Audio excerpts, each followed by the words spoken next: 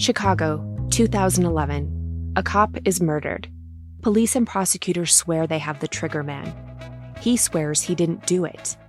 How far will each side go to prove they're right? Like it's just one bombshell after another, where you're like, what? The story of a PlayStation, a brain-eating amoeba, and the relentless pursuit of justice. Off Duty, out now. Listen wherever you get your podcasts. This message comes from Jackson. Taxes aren't something you can only think about once a year. With investments, planning for tax day is year-round. Fortunately, Jackson offers tax-efficient products. Visit jackson.com for more information on how our products can make your tax bill a little bit less painful. Jackson is short for Jackson Financial Incorporated, Jackson National Life Insurance Company, Lansing, Michigan, and Jackson National Life Insurance Company of New York, Purchase, New York. Howdy, howdy, ho, and welcome to Fantasy Fan Fellas. I'm Hayden, producer of the Fantasy Fangirls podcast and your resident lover of all things Sanderson. And I'm Steven, your bookish internet goofball, but you can call me the Smash Daddy. And we are currently deep diving Brandon Sanderson's fantasy epic, Mistborn. But here's the catch. Steven here has not read Mistborn before. That's right, hey. So each week, you'll get my unfiltered, raw reactions to every single chapter. And along the way, we'll do character deep dives, magic explainers, and Steven will even try to guess what's next. Spoiler alert, he'll be wrong. Newsflash, I'm never wrong. Episodes come out every Wednesday, and you can find Fantasy Fan Fellas wherever you get your podcasts. Hello and welcome back to the Psych Legal Pop Podcast. This is a podcast where we talk about popular culture through the lens of an attorney and a therapist. I'm Tess Brigham. I'm the therapist. And I'm Brooke Brigham. I'm the attorney. I almost said attorney. I just stopped myself. I know. You're like, what? What am I? Yeah, well, with everything that's happening, have you seen this? Your job is still considered an actual profession or professional profession. You know that the Department of Education's reclassifying. What? You haven't heard about this? That this No. is the Department of Education wants to reclassify certain degrees. So nursing, therapists, like education teachers. So everything that's primarily of female focused, soft skills. And again, these are all jobs where you do a lot of training for not the money that you're making. Right. They want to declassify, like they want to make these not real professions. So it makes it harder for someone to get student loans. Wait, what do you mean not It's a real insane. profession? What? I know. This is just what I'm seeing on social media. I don't know. I just, again, I consume social media like everybody. It's like, what? That's happening? Boom, boom, boom. Wait, that's happening? Boom, boom, boom. But I've seen it in a couple different places. So I'm sorry, I don't really have a full report. I just assumed that you already knew about this and that you would have all the information. I have not gotten to that section of TikTok yet. Okay. I'm still stuck in other places. So anyway, as of right now, my profession is still a professional one. The biggest thing it's really going to hit. I mean, again, nobody like with therapists, everyone thinks we're so expendable. Thank you. But it's the nurses that you're really going to have a problem with. Like you're really going to need nurses if you want to. Yeah, we need live. nurses. Yes. And with us, it's like, we're not going to save you physically. We'll save you mentally. So they want to make it harder for you to get a student loan, to get a degree in those professions. Something like that. Yeah. I mean, I think I wonder too, if it's just like, well, let's just put all these female-led professions and let's just put them in this other category over here. It's just, it's already an insult of how little we get paid in comparison to what the amount of education and time it takes. But anyway, and I don't know, maybe it'll make it harder for insurance. You get to get reimbursed by insurance. I don't know. Anyway, I didn't mean to go down this road. I just almost said attorney. Well, maybe you might need to become an attorney. I might be jumping ship. All right. So we are here. We are talking about Sister Wives, Season 20, Episode 9, Standoff at Coyote Pass. Before we dig in. Although the real name of this episode should be Daddy Issues. Daddy issues. A lot of daddy issues. Oh, yeah. Yes. Lots of daddy issues.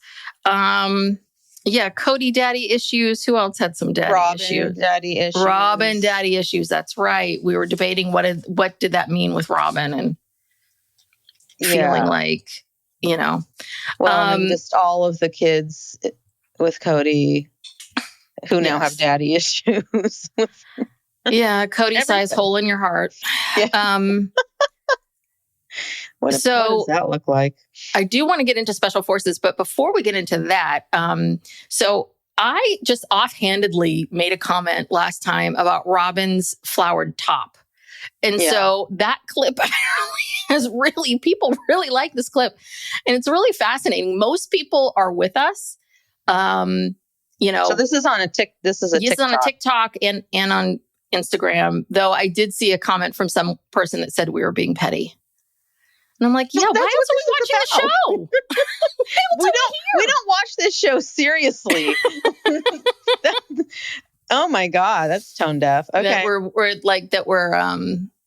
That we need to give her a break. Why? She doesn't give anyone else a break. Oh, yeah, it's true. That is true.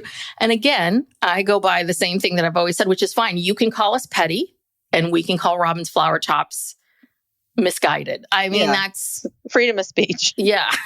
But I was just like, petty? Of course we're being petty. This is it. But now I'm so fixated on the flower top. So we'll get back to that. But yeah, we'll get there. We'll get to her blouse of the week. So Special Forces wrapped up. And, for such an intense show, it kind of just ends. Yeah. Do you know what I mean? Most of these reality shows, there's a big ooh, you won $1 million, or ooh, you fell in love, or whatever it is. There's some big explosion, fireworks. Here it's like, you survived. Yeah. You passed. Good luck to you. Yeah. So. This was really amazing. That Sean and Gia were the final two standing. The two probably smallest women. Yeah. Like physically, stature-wise. I was like, of course, when it came to psychological torture, all the women were fine. Sean's like, bring it on. Yeah. Crying babies, I don't care. Doesn't bother me. I have 2 or 3 at home. Yeah. Yeah, no, it was amazing. And then watching the press that they've been doing has been very interesting. Yes. Okay, now this, I cannot believe this. Okay, so on her podcast, Brianna said... Yeah, I think I know what this is. Yeah. Okay, so she went out to dinner with Sean and Andrew and Gia.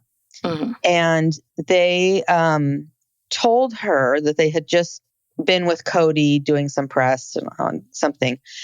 And Sean said to Kody, well, where's Robyn? Why didn't she come?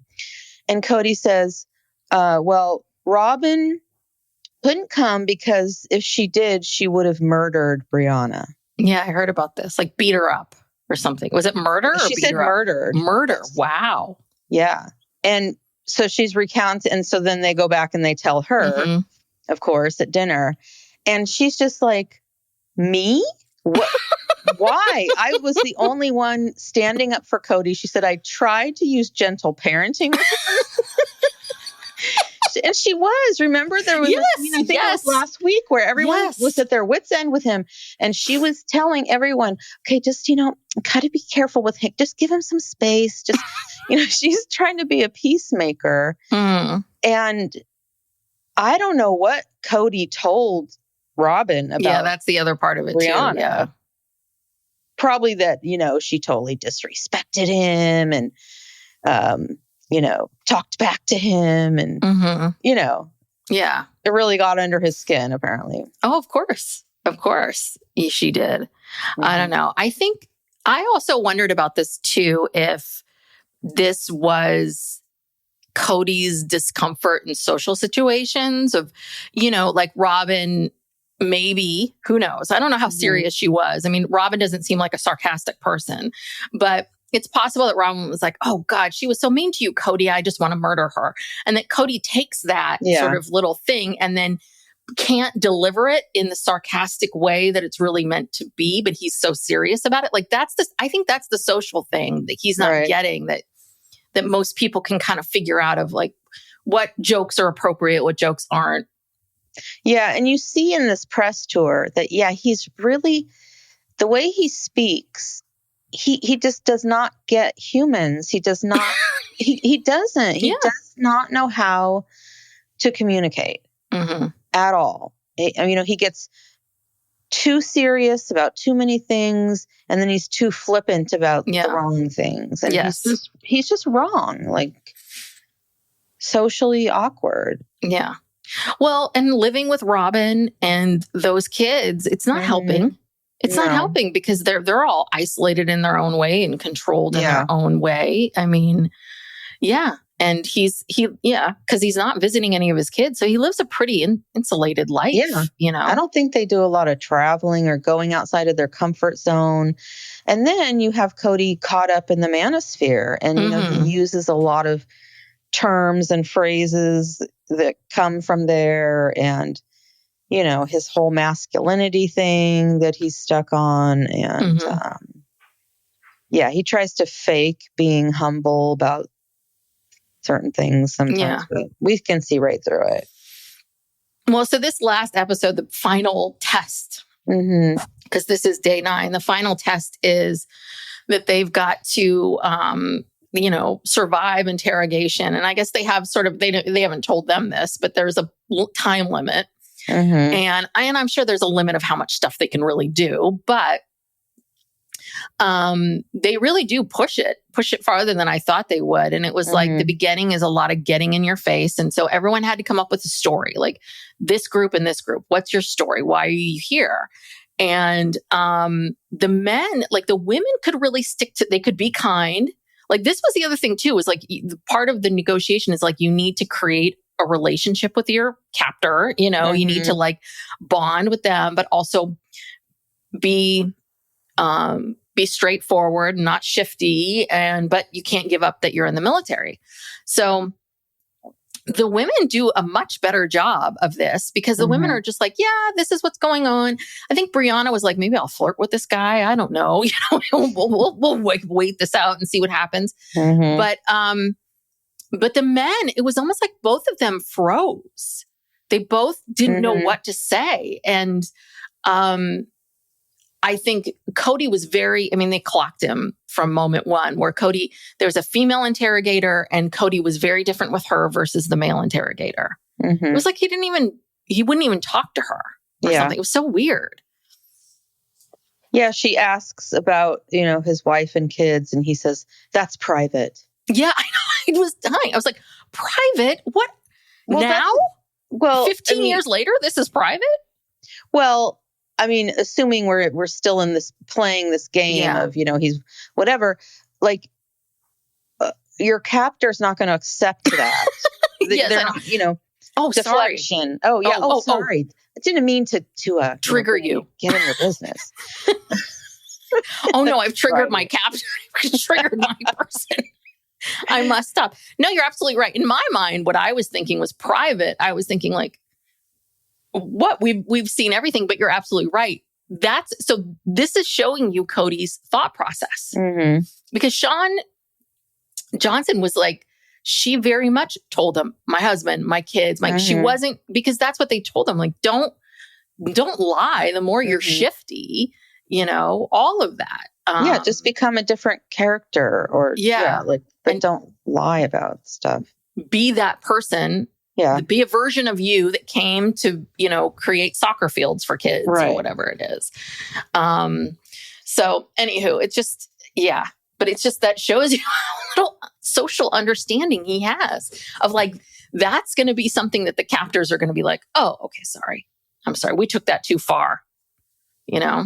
Yeah. And, Brianna almost made it to the end, but she got spooked at the end of that buried alive thing, which of all the things they've ever had to do, I thought that was the least troublesome. They're not literally buried alive. They're laying in some mud with like a like a coffin with you know, a piece of plywood on top that you could easily push off. You know, I'm like, I just go in there and take a nap. I mean, you know, that I don't know why she made it that far, and then I don't know. I mean, I'll be honest with you. That is like my biggest fear in life is being buried alive. And you've had MRIs? Have you had an MRI? I've had like a closed MRI where you go inside that capsule. Because there's open MRIs where they're very large. Yes. I feel like mine have always felt, I don't know. There's something about that when the thing comes up and all you see is the tube and you're in the tube. Oh. I can't explain it. Like my body immediately goes into that, like, oh crap, you know, I don't like this. I'm with you because when they said buried alive, I thought they were going to put hammer and nails and nail them in. I mean, that would be the thing that would they'd be up to their necks in, you know, dirt or something. Yeah. So, you know, I am surprised that that was the breaking point because they were like 10 minutes. I know. And I think she was so close. So I wish she had, I mean, again, I think on that show, you're so on the edge of always quitting that for whatever reason, it just one bad moment. It's like, okay, I'm done. But anyway, so the first person that of the 5 left, they got rid of Andrew East because he could not handle his wife being there.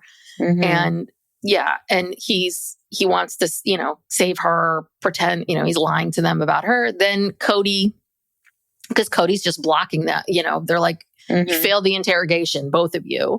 Right. And then the women made it to this final test. Brianna bowed out at the being, you know, buried alive-ish. And the other 2 women won. I mean, I think if you put your money on Sean Johnson East, I think that was a good one. Gia, I think, is the one that's really, I give her a lot of respect. Yeah. Because that's the one. I kind of thought like she has the mentality and the ability. Because this is nothing for her, but she has like when you look at her, you're like, God, you have like no emotion. She's like a machine. Yeah. Yeah. Well, when you think about Gia, think about Gia's life. I know. Who she was raised by and how she had to basically take care of her entire family at a very young age. And I'm sure even prior to that, you know, Teresa was always, you know, leaning on her emotionally. And, you know, I mean, her parents are like liars and criminals. You know, it's like, and she has had to survive. I mean, she is mentally tough. She is. She's been on this TV show for how long? Since she was a kid. 15 years or more? Mean, she wrote a song and she's, you know, that famous song that she, and I feel for her because like, I could see anybody doing that, not realizing, oh God, this is going to live on the internet forever and ever. And, you know, she's kind of had to withstand that and be like, yeah, I did that, you know. The sadness was real. I think. Yes, it was real. I don't think people really did judge her. I think that was a physical manifestation of this family's dysfunction. This is that this little girl is writing a song about how painful it is that, you know, her uncle and her mother hate each other. Yeah. You know, I mean, and it's confusing because you're all about, I mean, I'm with her. You're all about family and loving family and being loyal to family. But now the 2 of you are arguing and now I'm in the middle. Right. And I'm 9. Exactly. I'm 8 or 9 years old. Exactly. Yeah, no. And listen, her parents both went to prison back to back. So that was 4 or 5 years of her life. And then her dad got deported. Dad gets deported. Yeah. She can't see him unless she goes to, you know, another country. Mom now is remarried. I mean, yeah, it's been a lot. So I give her all the props. I give both of them. Absolutely. And I'm, you know, here's to the women. All right. So that's Special Forces. I have to say, I enjoy the show. I might watch next season. Yeah. Depending on who's on it. I think I would be totally interested. But I do feel like it's almost like it would be nice if there was an ending to it. But I think the moment that you leave the show, maybe, I don't know if you're in a hotel somewhere or if you just immediately go back home. But you know, it'd been nice if everyone came out again, like Brittany, and everyone's like clapping for them. You know, that kind of like, you did it. You know, we did. Oh, they're out of there. But they're home. They're home. Yeah. Well, yeah, the press tour has been interesting to hear about the behind the scenes because there's just so much you don't see. It seems like there was a lot of there's a lot of stuff they didn't show related to the challenges, but then there's a lot of stuff they didn't show related to the experience because, what we see, they're always so serious, but it seems like there was a lot of joking around. Yeah. And even joking around with the staff. And they I was watching a little bit of that Nick Vial interview with them. And, they were talking about the staff that the different staff members that they hit it off with. And, they joke around with them and they would encourage them. They said they were very encouraging. And so they're not just always being mean and in their face, there's all kinds of different dynamics going on, but they edit it to make it seem really harsh, which it is. Yeah, no, it is. There are moments of levity. Yeah. Well, I can also imagine it's like, it's like summer camp. You go through this very intense thing like Survivor or any of these other shows where you are living all day, every day with these people. You become you become fast friends, battle buddies. So maybe that's where Kody got that term. Oh, battle buddies. He heard it on Special Forces. Oh, he did. And he's like, oh, Robyn, I've got a new role play.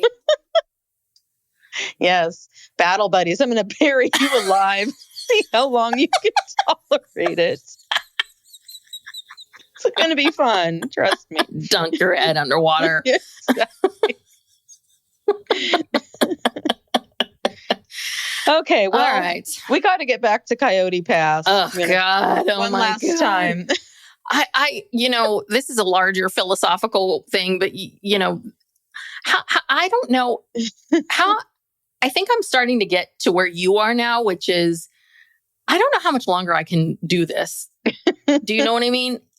Is it just me? Are we just, it's the same. I feel like we inch by inch by inch by inch, like each episode, we get a little bit of good stuff, a little nudge, and then inch by inch by inch by inch. And it's kind of painful. Yeah. Well, and look, we all know there was no practical reason why they all needed to go there. They could have docu-signed all this stuff, but obviously they're doing it for the show. Okay, so if you're going to pay to fly Meri and Janelle out here to Coyote Pass and you're going to do this scene, do a better job. Like produce it better. I mean, because it was so clunky. Yeah. And they just left these people to their own devices, which of course, that's not a good idea. Yeah. It was just, I mean, first of all, they said Kody and Robyn were an hour late. Yes, I would have been, if I was Janelle or Meri, I would have, after 20 minutes, I would have left. I mean, like, bye, see ya. This is my other question. This is what I'm wondering. I wonder if they are paying for Janelle and Meri to come in, because they might say, listen, you're a local hire. We hired you when you lived in Flagstaff. We're not going to, production companies do that. Like, your contract says that you're here. We're not going to fly you back and forth. So when you are needed to be here, you need to get here. So I do wonder if they are paying for that. And that's just their way of exerting control in a way of being like, you got to come back here and film some scenes. I don't know. I could be wrong. Yeah, because I could see Janelle going, what is the point of this? No, I mean, it's a waste of time. Yeah. Well, maybe they paid for Janelle, but maybe they probably told Meri she had to drive. We'll give you a per diem. Yeah. We'll reimburse you for some of your gas, but no snacks. No. Yeah. And then of course, Robyn, like you said last week, misinterprets why they aren't getting out of the car, which creates this whole, drama. Yes. And this is what I wrote down. This is why this woman makes me nuts. Why don't you get out of the car, Robyn? Right. Why don't you get out of the car and walk over and say hello? That's part of this problem is that you have no awareness of yourself. And the fact that, like, get up and walk over, be normal. But that's the thing. I just don't think, you know what it is? I don't think the more I'm watching Kody on Special Forces, like, the more I realize, like, I don't think they're going out to dinner with other people. I don't think that they're having, I don't think they're having game nights with 3 or 4 other couples. I don't think they have any friends. I don't think they do, because they don't seem to know how to interact with people. No, I mean, look. So when they finally do get out of the car, Justin arrives, and for some reason he has an ATV in the back of his truck. Then everyone gets out. And then literally, Kody and Robyn won't even make eye contact with anybody or look at him. Nobody makes eye contact. No one says hello. No one says goodbye. And Meri is just standing there like stunned, and she has this smile like the Cheshire cat on her face of, I can't believe this is happening. Like, they won't even look at me. And she said she wanted to make some connection with Robyn and, catch her eye. And Kody and Robyn they were so immature. Like, just... They only got out when Justin got there. I thought was like, oh, that's interesting. So now you're making this statement. And Janelle was just like, I'm not going to get out of my car. You're an hour late. Right. You're an hour late. You don't even have the decency to get out of your car and be like, I am so sorry I'm an hour late. Like, so he pulled this kind of shit with them all the time. Yeah. And then Kody does this awful Clint Eastwood impression when he's talking about the Coyote Pass. I was like, oh God, dumb dad jokes. But then we get into this. Oh, wait, hold on. So did you see what they were wearing, what people were wearing? Yeah, a little bit. I mean, so Janelle, never going to miss a moment. Tata Farm shirt. She is promoting that. And the other thing was that Robyn, even when going to Coyote Pass, and she's like, I'm signing documents. So she put on a brown flowered top underneath her jacket. Yeah, like, of course. It's a business. It's a business meeting. So I have to put on my. Oh, that's the other thing too, is everyone was saying, we were talking about how Robyn, does she wear black slacks? Does she wear jeans? And everyone's like, you guys, you forgot that Robyn's a jeans model. Yeah. Diesel jeans. So she should be wearing jeans. And she should have a contract, Yes. Yeah. Well, then they have to hopefully this is the last time we ever hear about this, tale of woe of, Janelle pressuring Kody and Robyn sticking up for everybody. And I love it when Kody says, well, Janelle was pressuring me and, she's always kind of been my financial advisor. Yes. Yes. Well, there's your first mistake. Both of you. That was both your mistakes. So what do you think really happened here? Because it sounds like there's I think there's lots of different ways you can look at this. And it sounds like what happened was at some point, like Janelle and Kody were kind of sort of talking to each other a little bit. And Janelle probably felt pressure to get money. She was pressuring Kody. Apparently Meri was dragging her heels on something. And it sounds like Janelle said, well, you could just sell everything if you wanted to, and we could get moving. We don't have to wait for Meri. That's kind of what the story is that we're hearing. But I don't feel like, and Janelle does admit that, but I don't think she never says like, I was willing to cut Meri out of the deal. Yeah. No, she's being very cagey about it. Yeah, she said to Kody, "Well, just sell it, and we'll figure it out later. Figure out the money later, because we don't want to lose this buyer." Yeah. And then Robyn claims that she said, "Oh no, that's not fair." Who knows if that's true or not? But I don't know why. Maybe Meri was dragging her feet to just sort of stick it to Kody a little bit, because maybe he wouldn't speak to her for a year about the property. Every time she, tried to contact him, and he just ghosted her. But I still don't understand Janelle's declarations that Kody could have forced the sale. And it's like, well, he couldn't have forced the sale of the parcel that had Meri on title. She was on title to, she didn't have much of an interest in it, but I think she was on title to at least one or two of the parcels. So I don't know what that's about. I don't know what the law is in Arizona about, but I can't imagine it's any different than you can't just like sell someone's property without them. Well, I wonder if what really happened was this. Janelle gets frustrated. She's worried about money. They got to, Tata Farms, a bill's coming due. They got to pay something. And she's stressed out. She goes to Kody and says, sell, sell, sell. We have these buyers. We can't lose them. And maybe she says, well, can you just call Meri and see, can we just move this along? Like I think maybe she said to her, you can push Meri, you can force Meri to sell. Can't you go back to her? Maybe that's really what happened, was it wasn't Janelle trying to, because I don't think Janelle was trying to scam Meri after all of this. I don't think she's trying to scam her. I wonder if it's one of those things where she just said, hey, you know what, call her up, you get her to do the sale. And then Kody hears that. And in his own mind, he's like, Janelle wants me to do this out from under Meri. Yeah. And maybe force the sale. Maybe we're taking it too literally. Maybe she meant it just in general, like force her to sell because we know that Kody can kind of force Meri to do anything. Yeah. And do it. And he could have just said, look, just sell this now. We'll figure out the percentages later and we'll fix it. And, trust me, but that ship has sailed. No one's going to ever trust him again. Yes. Yeah. Anyway. But yeah, it was basically everyone just looked at the paperwork. Yeah. Like, here's the paperwork. It's like he had this one, a small little folder with a couple pieces of paper in it. And he's like, okay, so are the names spelled right? And they're like, oh, let me look and see. I mean, again,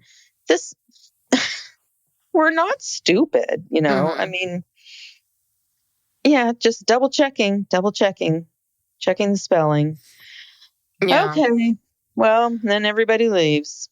Yeah. Meri's whole energy was really interesting because I just kind of felt like she looked like she had just taken a gummy before she got there and it just really hit her. It just kicked in. So she's just standing out there going, what's happening now? Can they tell? Can they tell that I'm high? Okay, I'm going to pretend. No. She just had this big smile on her face. I think she was in disbelief.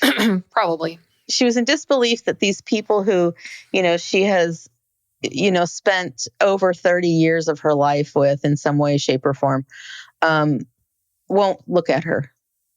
Well, yeah. And I think the other part of it too is I'm sure, right, Meri, when's the last time you really saw Robyn? It's when she gave you that junk journal, and so there was all this crying. So I think she probably is feeling like, oh, it's been a year and a half. And okay.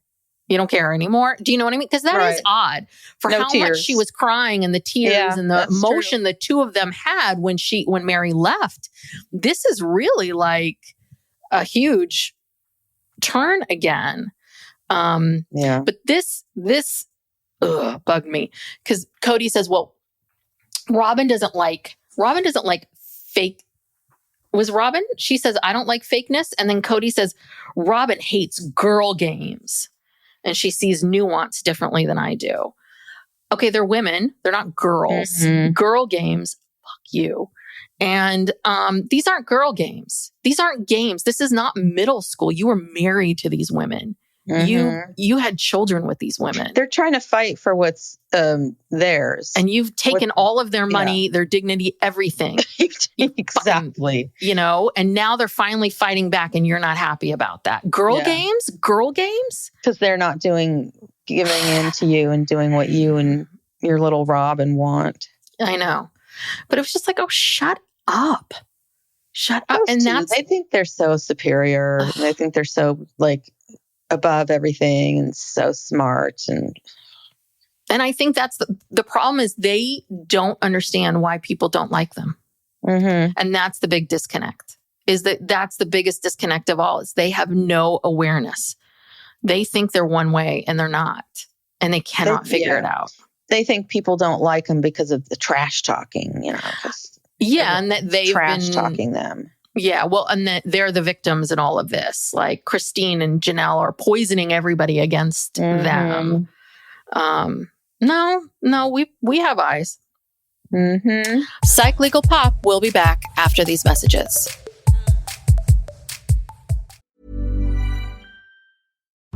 Chicago, 2011. A cop is murdered.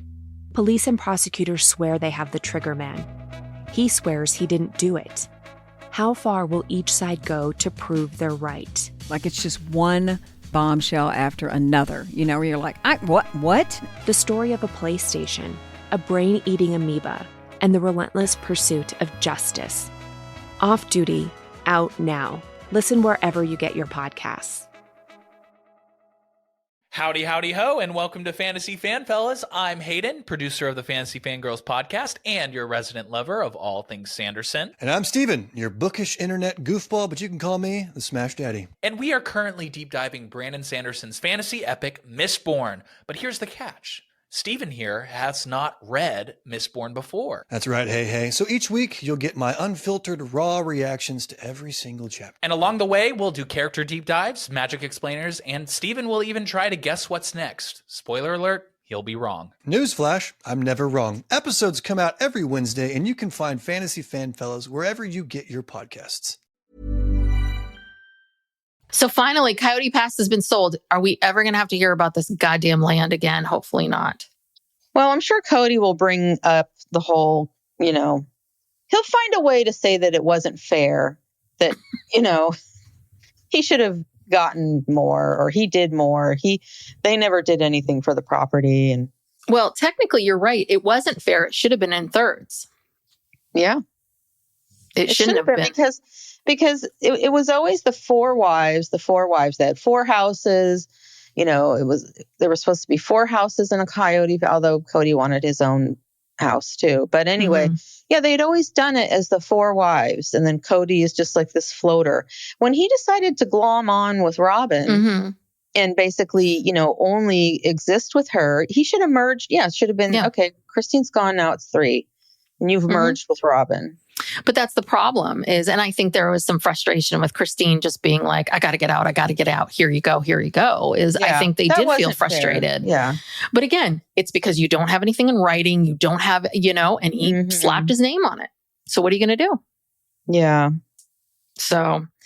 Well, yeah. Christine then pops on and says she's glad she got out of Coyote Pass. She doesn't care. Doesn't care about anything about it. Because she and David have a we're really scraping the bottom of the barrel here for content. This is sad. Yeah. It really is sad. And it's this opportunity for them to talk about, their marriage. I mean, they seem to be having, or Christine, well, both of them, I guess, they have a problem. They're having some adjustment issues because Christine is just so used to, she was basically a single mom for 30 years. Yeah. And she did everything herself. And now she has to be in a partnership. She was never in a partnership before. Yeah. She doesn't even know what that's like. So she's having to. Yeah. She's with someone who actually wants to spend time with her. Yeah. But yeah, we really are scraping the bottom of the barrel. And the fact that this happens a little later on, it's like, yeah, every time I get a facial, basically, they leave me alone in a room for an hour to have a conversation with the person. It's so odd how they do that. Yeah. All these poor estheticians. Yeah. I don't even know if they're real estheticians. All they did was just slap like a mask on there and call it a day. But, I got to hand it to David. He just took his top off. Yeah. He had no qualms. He had no idea what he was getting into. He's like, I got to lay down. He's like, okay. He just takes off his shirt, lays down. It's like, wow. Okay. Got to see all his tattoos. Yeah. So, and then Meri, God, these storylines are so boring. Meri is renovating the B&B. So she and Amber, because Jen is out of town. So Amber has to be there. Yeah. They're writing all these words on the walls before they, I guess, paint the walls or plaster them or whatever. Joy, peace, abundance. It's basically like internal word art. It's like there's word art all around here, but you can't see it. Deep in the walls. Deep in the walls of this word art. And, Meri has to talk to Amber about how weird the experience is and how Robyn never looked at her.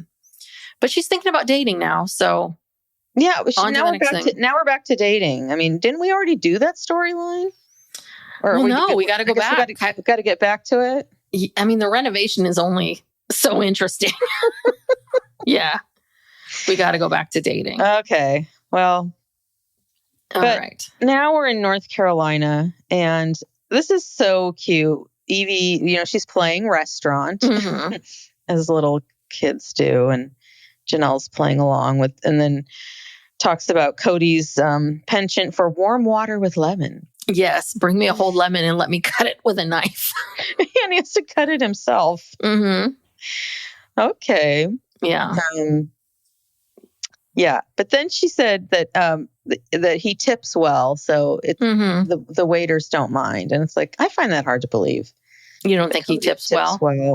I don't know. I could see that. No, I could see him being someone who wants to show off.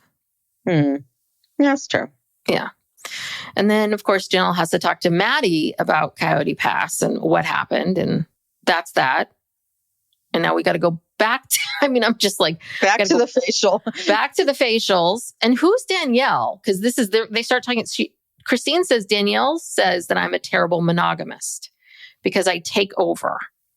And I have to work at being a monogamist. Is Danielle one of his daughters? Could be. Okay. Although... I kind of don't think so. Maybe Danielle's just a friend of hers. But she's just not used to having a partner relying on someone. The thing is, again, I guess they're doing this for the show, but you could say the same thing about David. David's been single for a long time. Yeah. You know? Yeah, and even when he was married, it sounds like his marriage was kind of dysfunctional. Mm-hmm. So... Yeah. Yeah, David likes to, let Christine know that he's superior to her in ways, like he understands these things about relationships and money and life. And I just feel like lately I don't know, in the last several episodes, he's kind of been, I feel, being a little bit hard on her. Mm-hmm. I don't know. It's just not the David we're used to. Well, I don't know. I guess I have to defend David because I think that this is production and I think they are, you want to keep this paycheck. You need to do these things. You've got to talk about, and she can't talk about plural marriage anymore. She has to talk about being a monogamist. This is in relationship to the show. Christine now being in this relationship with David is the thread. So we have to keep going back to that. And so I think they keep making David bring up situations in which, you can criticize her for not being a good monogamist. But okay. I don't know. But we got to go to New Orleans because Janelle's wasting no time and she's going to New Orleans with her girlfriends. Yeah. Christina and Angela are back. Yes. And we have... Is it Alice? So Angela is the woman who passed away. We saw that last time, who was one of Janelle's friends. And as we said last time, where did Janelle meet these women? Yeah, she's such a fish out of water with this group. They don't look at all. The three of them look like they're friends, but Janelle looks like the oddball.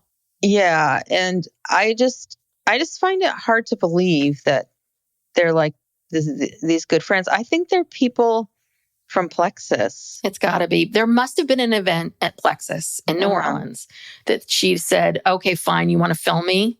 I'll go to this event and you can film me in New Orleans. Yeah. And then my friends will be there too. And they can, It felt very disingenuous, really, the whole thing. And I just don't think she'd be friends with these women because I just think she's into different things than they are. Yeah. No, these women all have pretty, Botoxed. There's a lot of Botox. There's a lot of lip filler, hair extensions. There's a lot of, makeup and appearances. And it's just very different. Nails done, just different. So do we know how Angela passed away? Do we know any details? I heard that her husband made a statement that she had an opioid addiction. Yeah.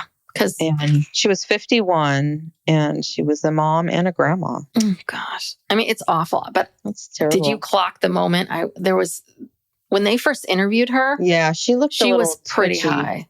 Yeah. She was very, very high. I had to rewind it and go back and I'm like, God, I don't want to believe it, but she looked really high. Yeah. So I think, that's awful. And that's the other thing too. People suffer in silence. You wouldn't know Angela was struggling with all these things. So that's the other part of it too. That's scary. Yeah. So anyway, we have to go through this whole thing where, so you get divorced and you have adventures. So what's the first thing you're going to do? Eat bugs, eat cockroaches, and alligator on a stick, and crickets. Like that's your big, ooh, you know, like, you're really going out on a limb. And she says, I don't think none of my sister wives would have tried the crickets.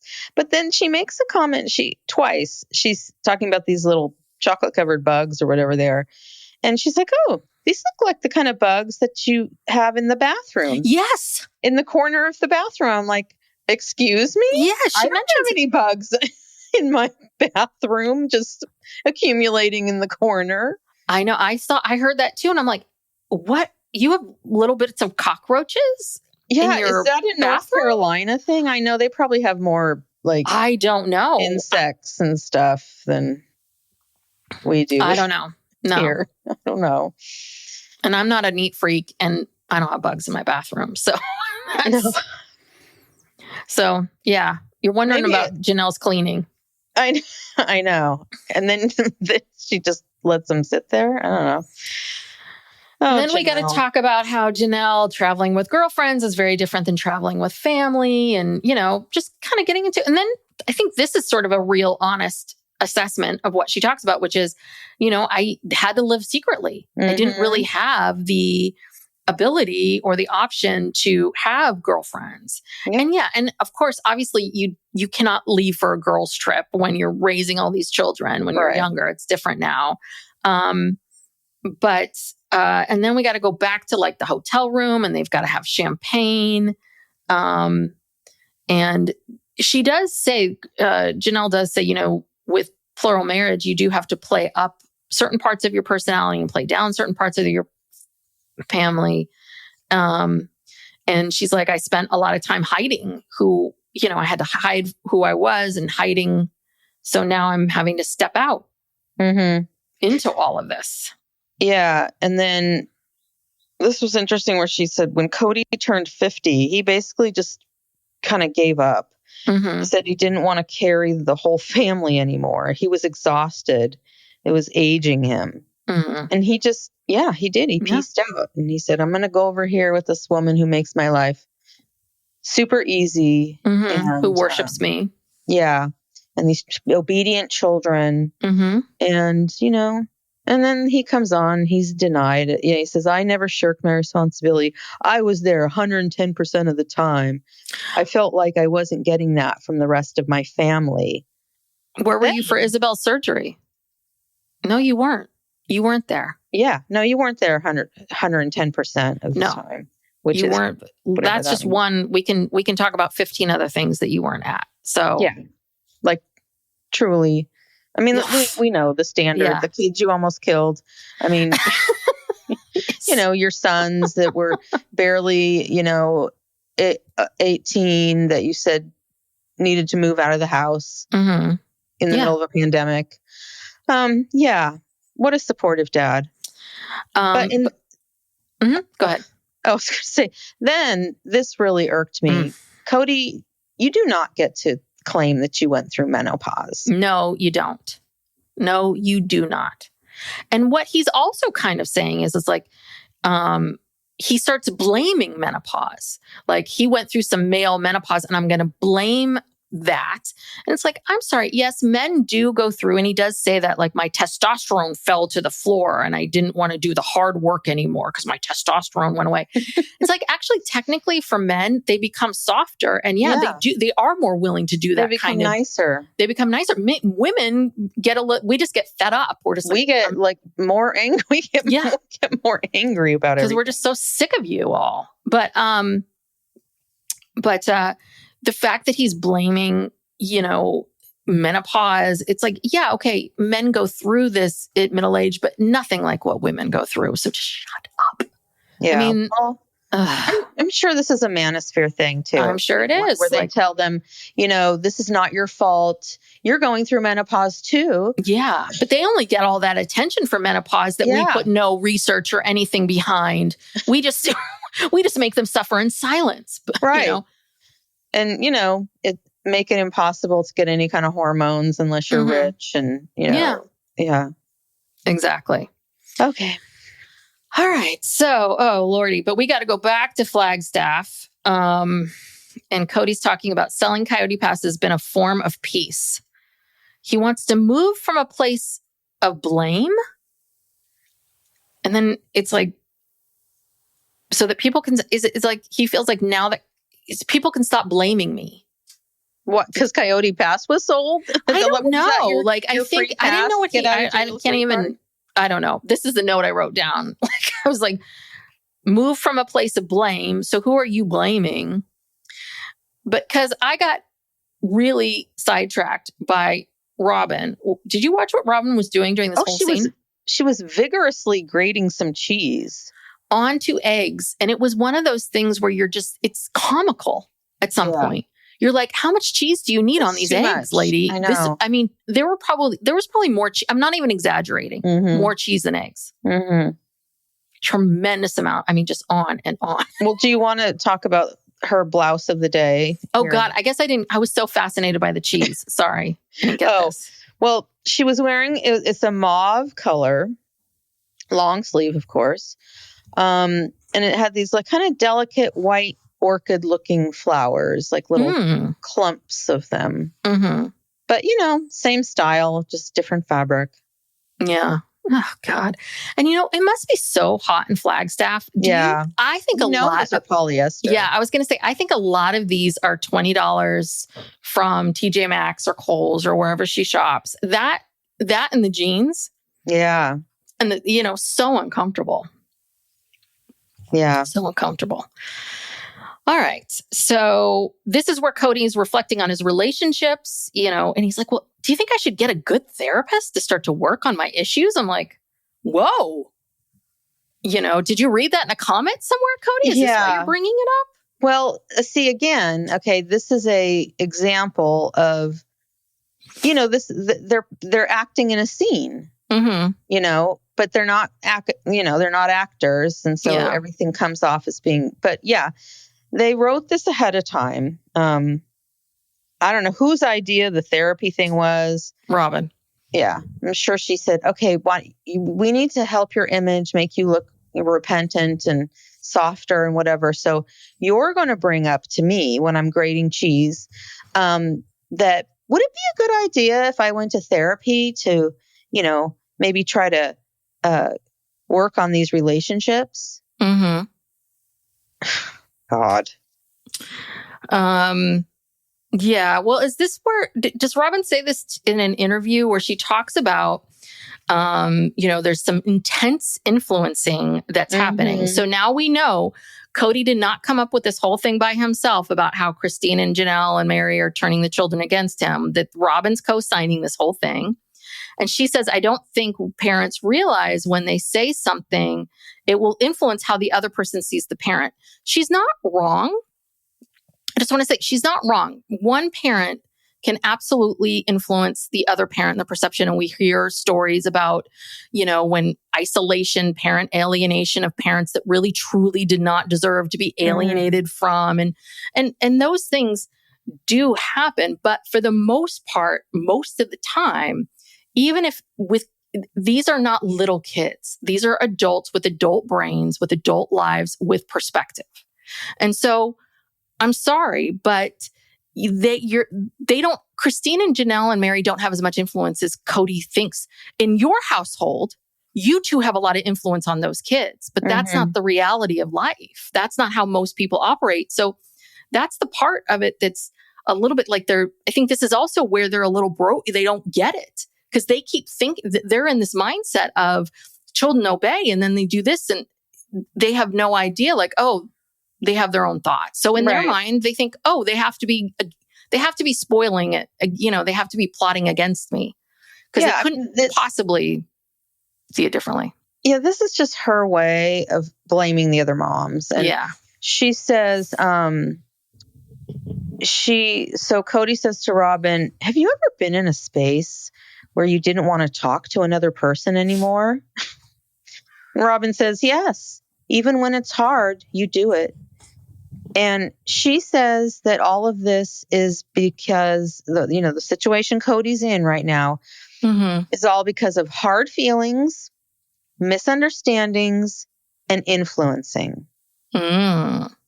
And then she says that it's important for the kids to have a relationship with you and with me. Mm-hmm. Wow. Mm-hmm. So now we're hearing another little part of this, which is this is a package deal. So, and I'm wondering if this is where we've gotten a little stuck, because Kody makes some pretty bold claims a little bit later about that he's been reaching out to his kids. And so, and how often he is, that I was like, oh, you're putting this on record. So let's find out if this is true. Anyway, Yeah. I'm getting ahead of myself. We got to go back to New Orleans, and then we've got to talk to Janelle again about dating. Wait. Going back. Sorry. Okay, there was a lot more here. Oh, okay. So then they get everyone's reaction to what Robyn says about the basically the influencing stuff. And Christine says she's tired of being blamed. And then Janelle says she wishes she had that kind of influence over her children. Which is true. And Kody says, I've reached out to all of my children multiple times. If they don't have a relationship with me, it's because they're not reciprocating. So if he reached out to all of those children multiple times, wouldn't we have heard about it? Wouldn't McKelty, we would have heard McKelty or Maddie, someone would have said that. And I find it hard to believe that if you were reaching out to, Maddie 2 or 3 times, that Maddie's just going to keep ignoring you. Or McKelty? I mean, I don't know. Pick a kid. I just find it hard. Every single one? Yeah, I mean... No. Logan? No. I just don't believe that. I don't believe it either. But see, this doesn't last very long. In the course of one scene, we go from, you think it'd be helpful if I went to therapy? And then at the end of this scene, it's like, well, I've reached out to the kids and they're not reciprocating. So basically this is on them. It's not me. Yeah. I mean, he couldn't even hold that thought for 5 minutes. No. Because that's how they write their scenes. Like, this is what we're being criticized. Let's pretend like we agree with it. And then we're going to go through some logic here that will just get everyone on our side. Because of course we're right and they're wrong. So yeah, I mean, I don't know. We don't need to. We go to New Orleans and they're talking about dating and Janelle, but then we go back to Flagstaff and but Janelle does say that she wants to get the spiritual release. Yes. And next week we see Kody and Janelle are going to spend some time together and wait until Janelle drops this bomb on Kody. But yeah, Robyn says she can't believe that Kody is functioning after 3 divorces. And I don't disagree with her about that. But the way she says it's very dramatic. She says it's a miracle Kody is still functioning, considering what's been dumped on him with 3 divorces. So that's the thing. The language is always like, again, it's blame. It's always like someone else's fault. Yeah. Dumped on him. The knife of the father is never out of his children. Out of the heart of his children. Out of the heart of his children. Is that a Bible quote? What does that mean? That basically means you're always going to care about your father? Well, no, I think if your father stabs you in the heart, not the kidneys, you're never going to let that go. With the knife, you'll never get over it. I think. And here's where Kody tries to cry. Yeah. But you notice that never a tear appears. And I guess he learned this from Robyn. I'm going to tell you my technique. How to do this. Yeah. Yeah. And he says he wishes he could have fixed things with his dad while he was still alive. And it's like, okay, now this feels manipulative. Yeah. Well, then tell us what. We didn't know anything was going on. I think his dad was hard on him, but it does feel a little like now You're going to blame your dad? Well, and also don't feel sorry for me. Feel sorry for me. Right. You know, I'm struggling and I too have daddy issues. I too am wounded. Mm-hmm. So I'm so wounded, you know, feel sorry for me. But yeah, you know what, Kody, that's on you. You should have worked on those issues with your dad or tried or made some sort of resolution. Yeah. But it's also simplistic. Like he says, he told Grandma Cheryl, he said, what I would give to have a couple of beers with my dad. Well, yeah, no shit, Sherlock. What I would give. I would give anything to see dad again. I mean, yeah, you're not special, Kody. Yeah, guess what? Everybody who loses a parent feels this way. Yeah. And then he has to throw in that he had a beer the last time that he had lunch with Garrison. And I'm like, when? In 2019? Yeah. He's got to all bring it back to him. Like, oh my God, this was too much. I had a beer with my father, or I wish I could have a beer with my father. I wish I could have a beer with Garrison. I mean, you know, Garrison and Wynn are just like, this motherfucker. God damn him. Well, they're together having a beer being like, dear God. Did Kody know that his son struggled with alcoholism? I mean, what is this having a beer thing? Like, I think, again, it's back to this masculinity thing. And like, this is what a father does with his son, is have a beer and do, I don't know. I mean, he's pulling. He is pulling daddy issues. I have a child that passed away, but you know, divorces. Let me just pull things. Yeah. Feel sorry for me. So and then after he says that, Robyn says, I'm sure that was a sweet memory for him. Meaning Garrison. And it's just like, shouldn't it be? I'm sure that's a sweet memory for you. You don't know what Garrison's. Whatever. Yeah. These people. Garrison's so lucky to have a beer with you, Kody, because you're so fun. Yeah. Such a special dad. You're such a wonderful, special dad and such a good time. But this is where Robyn talks about how she was rejected. So basically seeing Kody being rejected. So seeing Kody being rejected, she realizes she rejected her own bio dad for years. But we don't hear anything more about like, well, was that because when the stepdad came in? Yeah, what happened? And why and what happened? And she makes some sort of claim like, I would like to have a relationship with him. And it's like, oh, interesting. You know, you don't have a what does that mean? And then she just keeps talking about how much she looks like him. And that's it. Yeah, this made no sense to me. And again, I think it's just one of these situations of Robyn bringing everything back to herself. Because, yeah, we don't know why she rejected him or what happened, or I don't know. But don't you think this, I mean, this could be a really good storyline for you, Robyn, if you're like, I realize I rejected my own father. I saw all this stuff with Kody and now I'm going to go and make amends. But it's like, no, I'm just going to talk about it. And make myself the victim and not do anything about it. Just make it a passing thing. Yeah. Yeah, Robyn's not going to get vulnerable. But Kody does say, this is where he says, I had a lot of mean things to say about their mothers. That's part of the problem. I'm like, okay. You know, there's a little bit like, let's take a little bit of accountability. Let's take a little part of it, but it can't all, you know, it's got to be not you. And then Robyn says, Kody needs to find himself again. I've lost that good man that I married. And it's like, no, you know what, Robyn? You know what you lost? You lost him not being around. He was a good man because you saw him part-time. Yeah. You know? Yeah. The good man that you married where you kind of, you know, you got him as much as you wanted him and he went away and you know.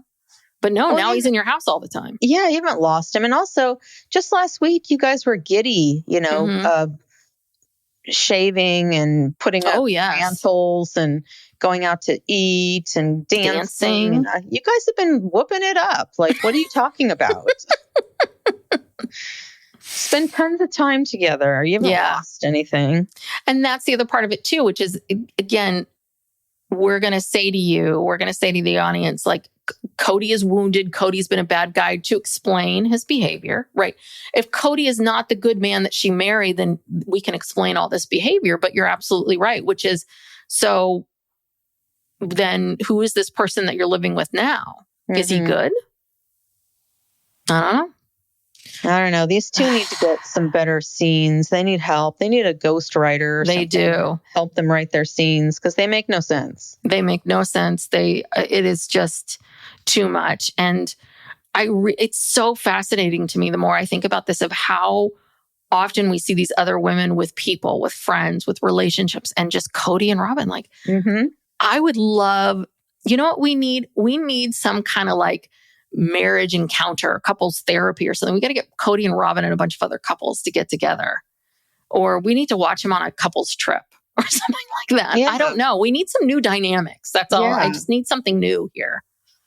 Yeah. I mean, Robyn has never had a female friend come on the show that I can think of. Yeah. Well, as all the people that have been babysitters have all been family members, right? They've all been like sisters or cousins or someone like related to her. Nieces or sister. Yeah. But they're never on camera with her. We like talking to her. So we don't even know how they interact. Yeah.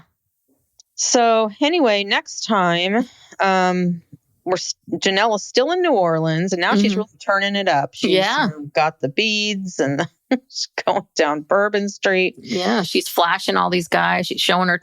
She's lifting up her shirt. That would be awesome. And Meri and Amber go to Las Vegas. Yes. Probably for some convention, but they're going to hunt for some men while they're there. Yeah, they are. Kody and Robyn, because they have no friends and no life, they go out to dinner again. Oh, God. That's all they can do. Yeah. Have scenes in their house, go out to dinner. Hope the kids will do a certain amount that they're willing to do. But yeah. And then he's going to meet with Janelle. Yeah, this will be interesting. This will be very interesting. Yes. All right. Well, no more special forces. This is episode 9 of this show. So maybe, who knows, we keep speculating on how much longer this is going to be. The season, like, are we, how much more do we have to go? From the scenes we've, seen, we know that he goes to apologize to all of them. Mm-hmm. So he's got to do that. Yeah. David and Kody have to get together for their a lot more is going to happen. date. So, I don't know if they're just going to go straight through the year or take a break. We'll see. Yes. Well, thank you so much, everyone, for tuning in and for listening to us. If you enjoy us and enjoy our content, we have a Patreon that you can go check out. We actually did 9 episodes of Christine's book that's exclusive on Patreon at the $8 tier, or you can buy the entire bundle for $8. Mm-hmm. We have 2 tiers. We do a weekly bonus. You get all the shows ad free. You get a true crime and Ask Us Anything on the higher tier. So go check us out. There's lots of ways to support us. If you haven't already and you're a fan of ours, please go to Apple, Spotify, wherever you're listening, and give us a 5-star rating. Those help us, and it helps gets the word out on the podcast. Follow us on social media at Psych Legal Pop on YouTube and TikTok and Instagram, Blue Sky. What else? And spread the word. Share it with a friend. Tell a friend. I meant to say share and tell at the same time. Tell a friend and spread the word. Subscribe. Okay. Yeah, that's it. That's everything. All right. Thank you so much, everybody. Thanks, everyone. Bye. Bye.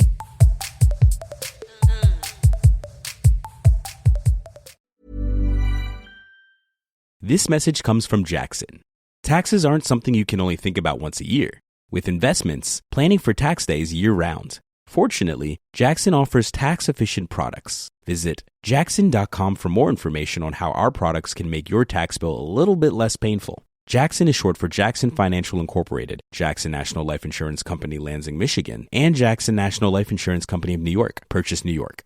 Howdy, howdy, ho, and welcome to Fantasy Fan Fellas. I'm Hayden, producer of the Fantasy Fangirls podcast and your resident lover of all things Sanderson. And I'm Steven, your bookish internet goofball, but you can call me the Smash Daddy. And we are currently deep diving Brandon Sanderson's fantasy epic, Mistborn. But here's the catch. Stephen here has not read Mistborn before. That's right, hey. So each week, you'll get my unfiltered, raw reactions to every single chapter. And along the way, we'll do character deep dives, magic explainers, and Stephen will even try to guess what's next. Spoiler alert, he'll be wrong. Newsflash, I'm never wrong. Episodes come out every Wednesday, and you can find Fantasy Fan Fellows wherever you get your podcasts.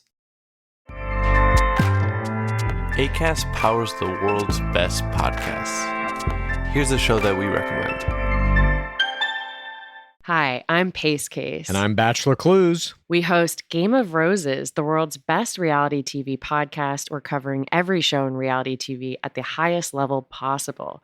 We analyze The Bachelor, Love is Blind, Perfect Match, Vanderpump, and anything else you find yourself watching with wine and popcorn. We break down errors, highlight plays, MVPs, and all the competitive elements that make reality TV a sport. And we interview superstar players like Bachelorette Caitlin Bristow and Big Brother champion Taylor Hale. If you want to know so much about reality TV, you can turn any casual conversation into a PhD level dissertation. You definitely want to check out Game of Roses. Acast helps creators launch, grow, and monetize their podcasts everywhere. Acast.com.